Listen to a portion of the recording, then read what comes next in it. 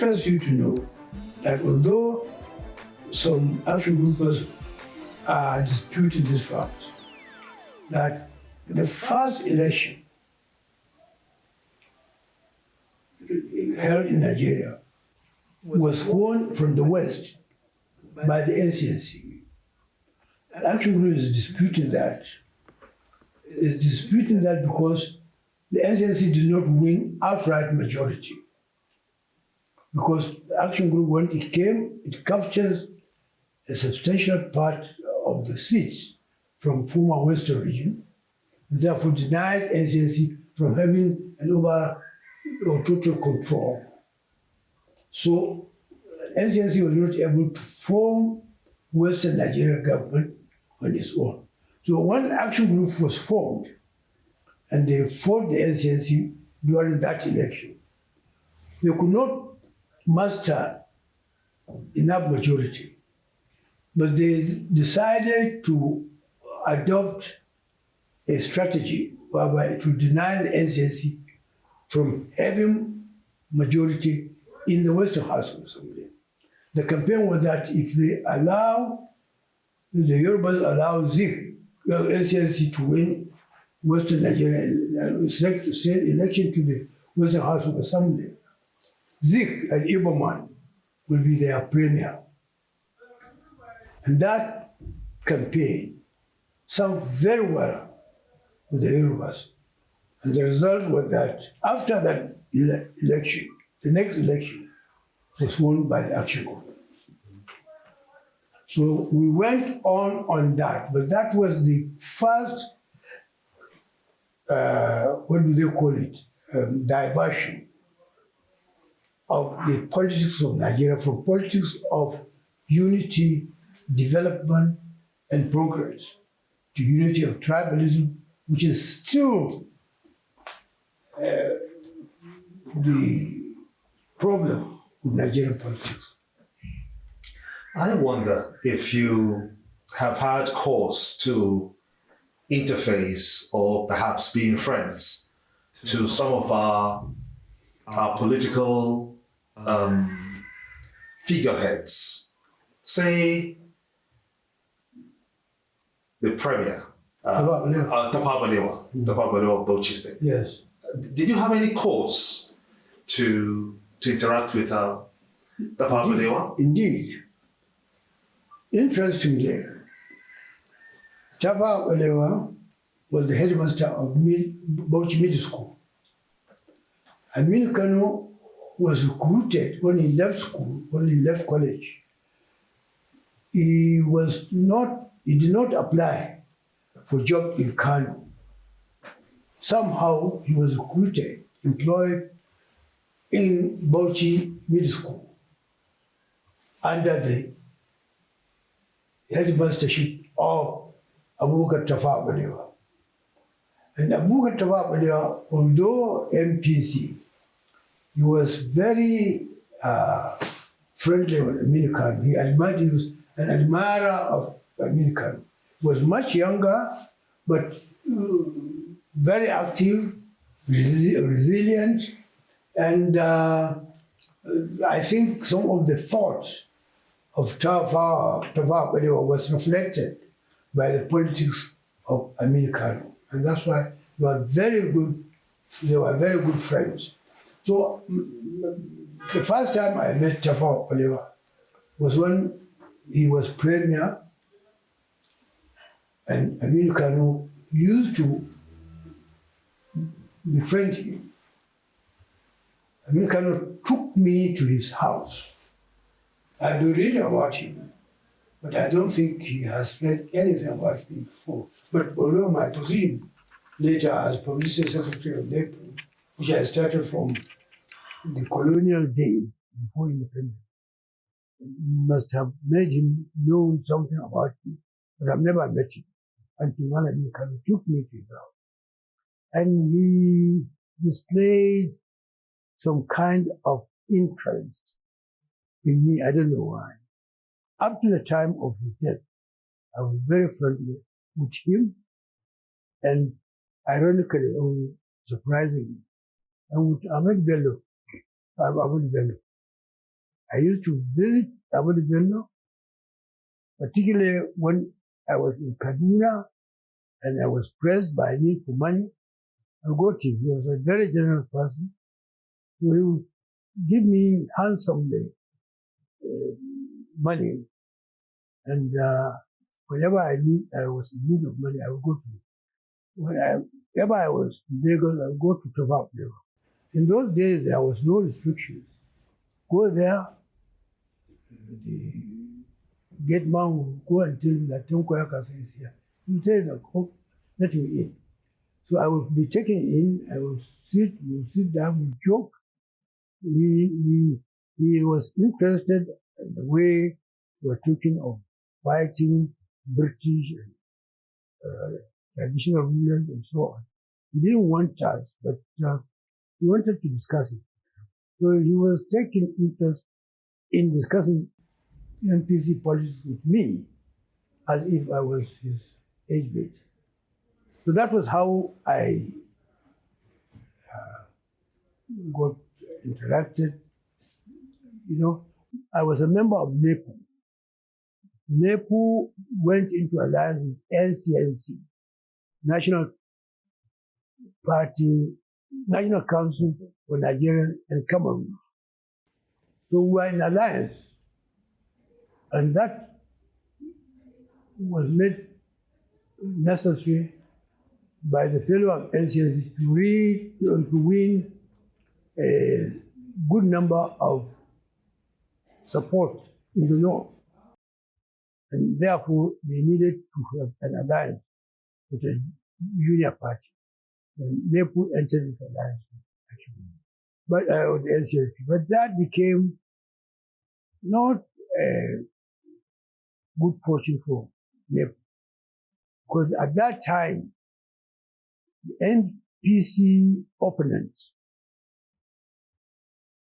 engaged in a dirty campaign describing NEPU as the party of the agent of IGBO domination in northern Nigeria.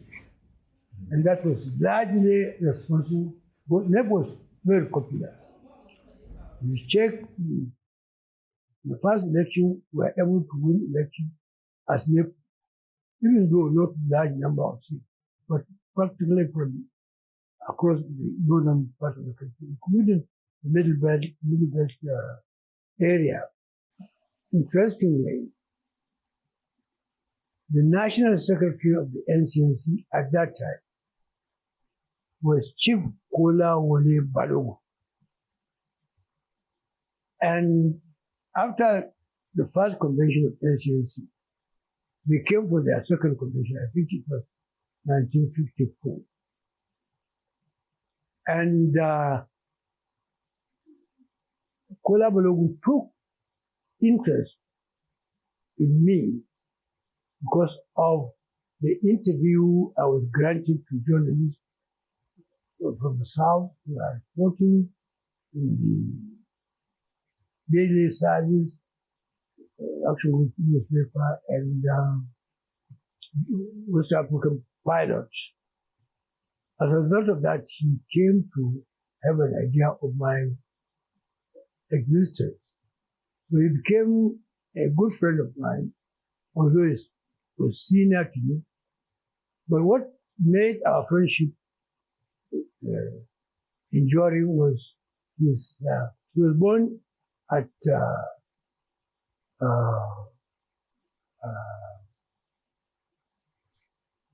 That's Kolawole. Kolawole Balogun, Gusau, I think. Oh, in the north. Yes, in the north. He was born there. And he spoke Hausa fluently. So because of that, we developed friendship. He was senior to me, I think, by about 5 years or so. And was the National Secretary of the NCNC. And he also introduced me to some of the politicians in the NCNC. I was known to Zik, I was known to McQueen, I was known to Chibawafumi Awolo, Chiwakintola, and a lot of them.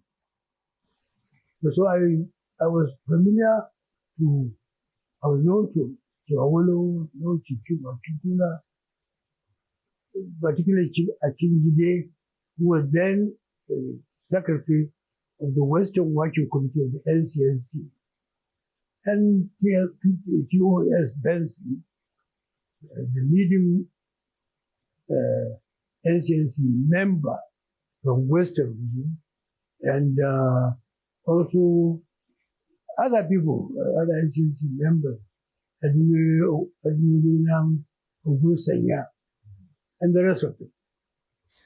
Do you think that Nigeria, as we are today in our political journey, can divorce itself from regional politics to a unified entity and play politics with a sense of selflessness?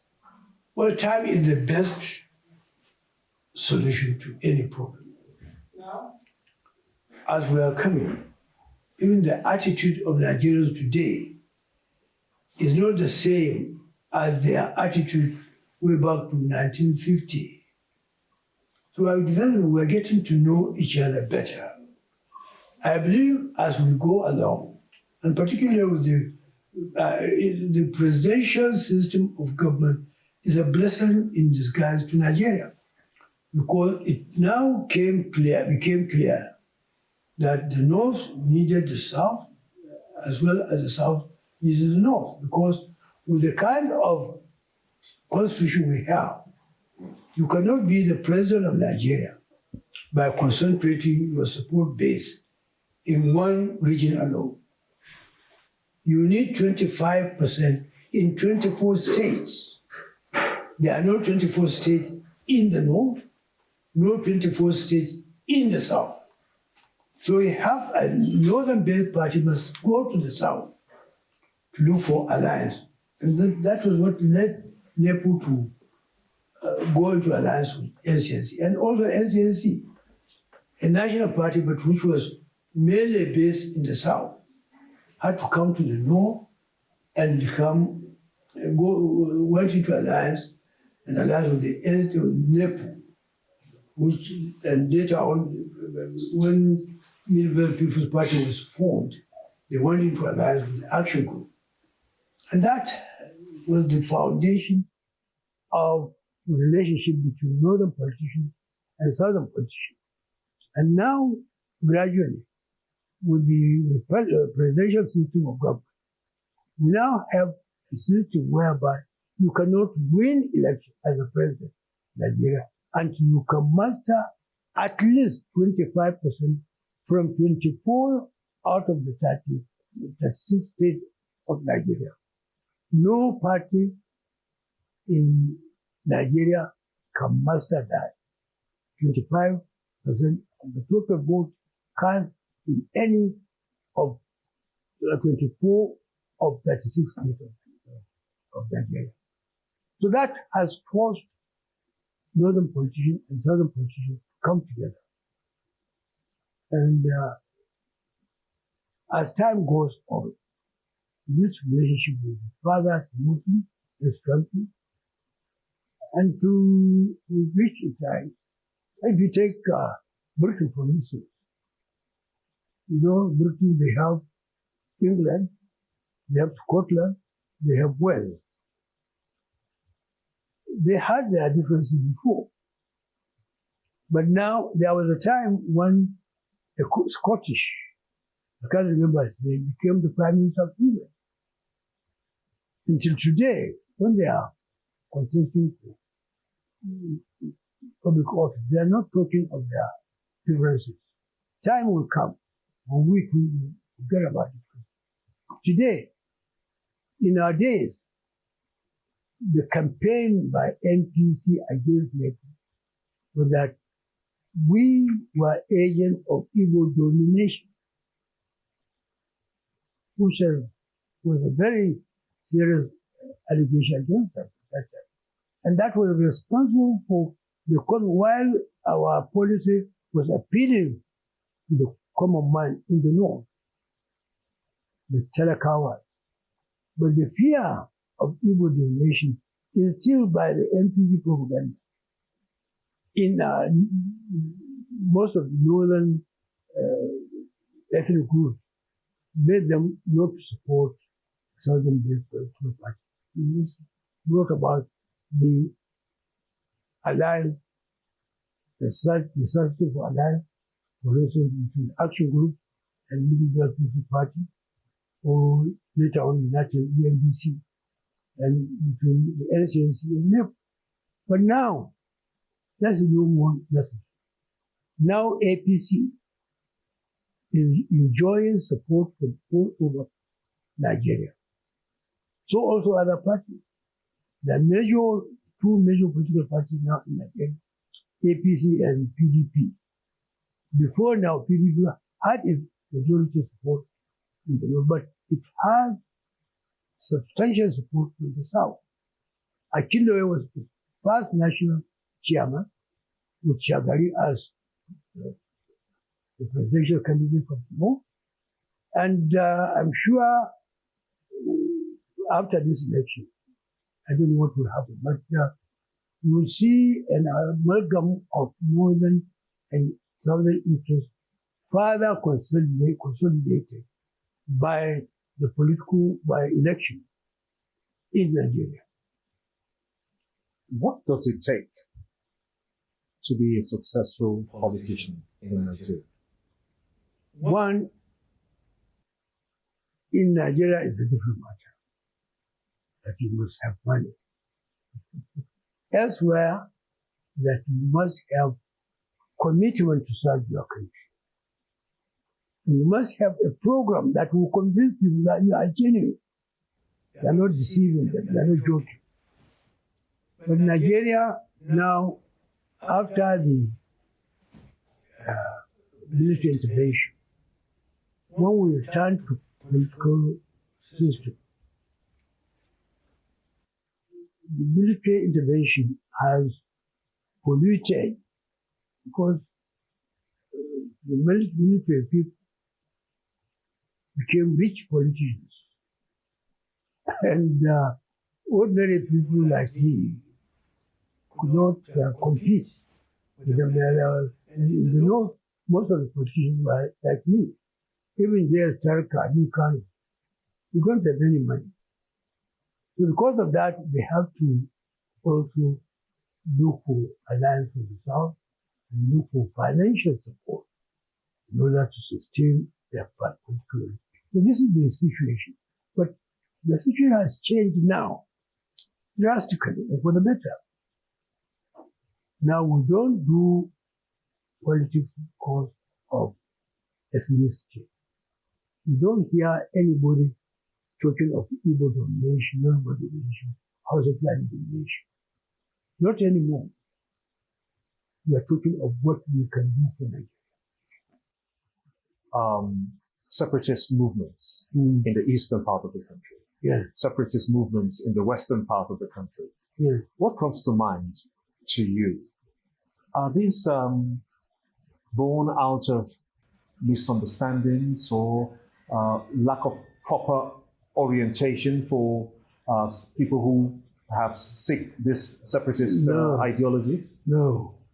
What then is the problem? What brought about was the secession. Secessionist movement led by Ojukwu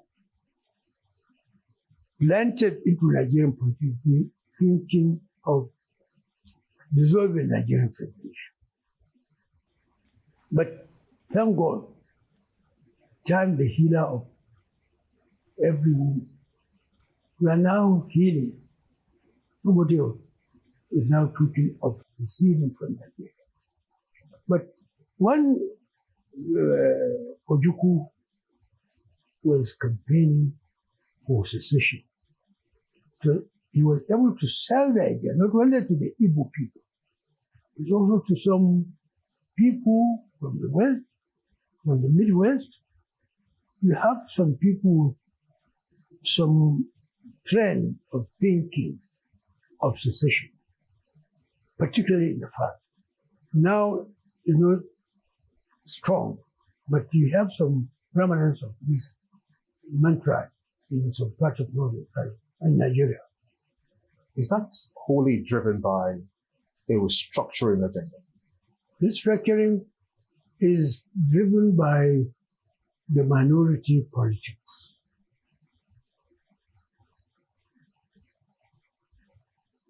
Minorities wanted, because without the minority, the Hausas or the Yorubas or the Igbos cannot get enough members in the national parliament to form a stable government, national government. So this is the seed that led to the emergence of what do you call it? Restructuring. Is the politics of minority politicians. But you need them. So we tolerate them. But you will see that whatever happens when election is held, most of people who come from the north are Muslim in the House of Parliament. Most of the people who come from the west are Yorubas. Most of the people who will be elected, I'm talking of election, who are from the east, are Igbos and minorities. Gradually, I believe that we'll get over this problem, that we got over the problem of tribalism.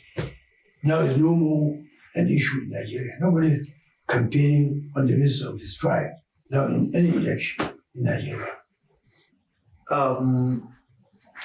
It's kind of difficult to reconcile the kinds of actions that we see from splinter political groups every now and then in Nigeria, and take it away from the overall representation of the development or evolution of politics in our country today.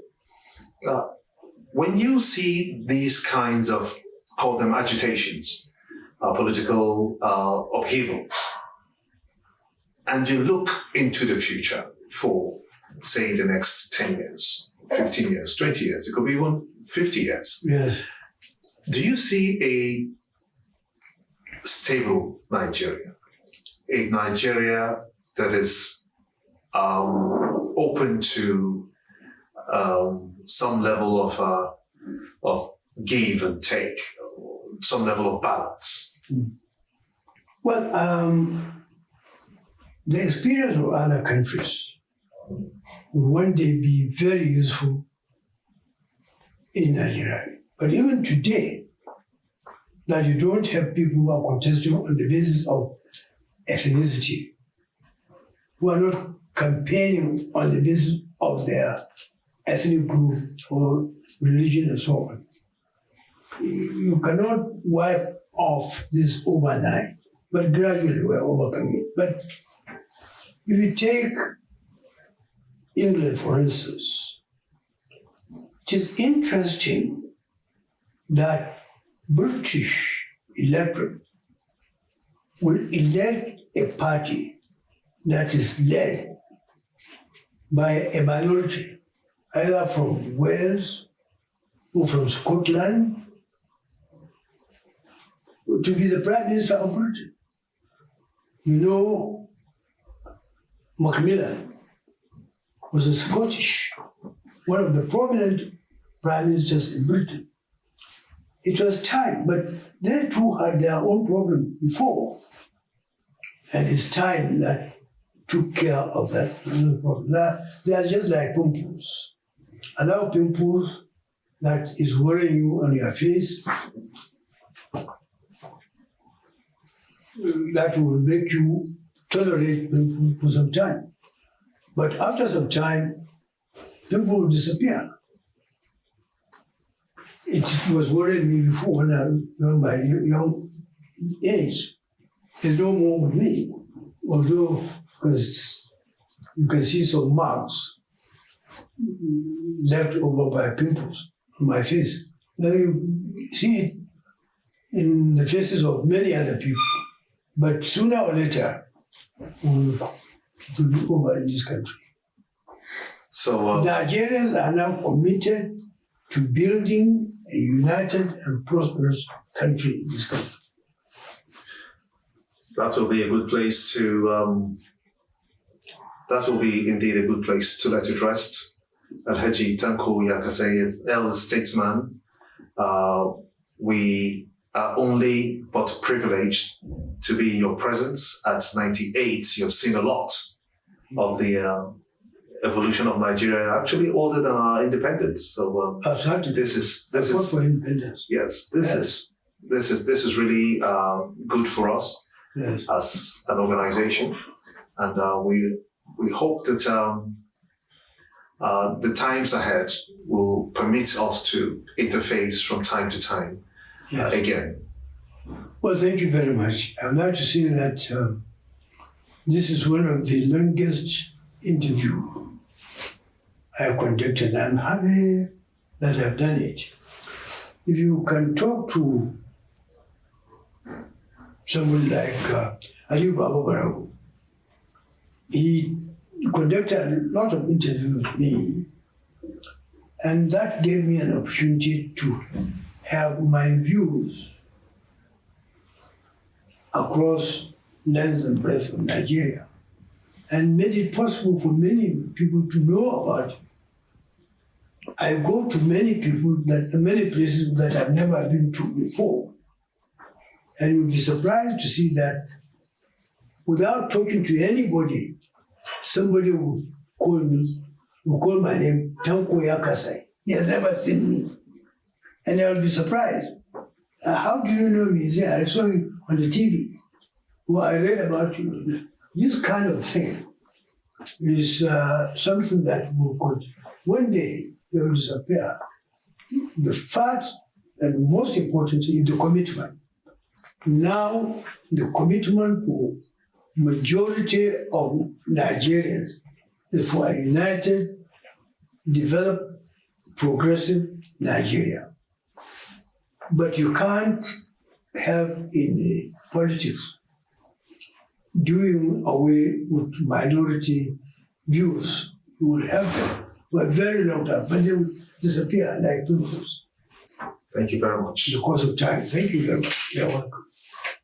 Anytime, as long as I'm alive. My interest is to share my experience with younger ones, with my children. Let them know that I didn't become Tanko Yakassai overnight. It's a process, a struggle, effort. And that will inspire them also to make an effort to achieve higher level Of greatness. Of greatness. Acquaintance. We would call it greatness. Yes. The coming generation in our country. Thank you very much again, sir. You are most welcome.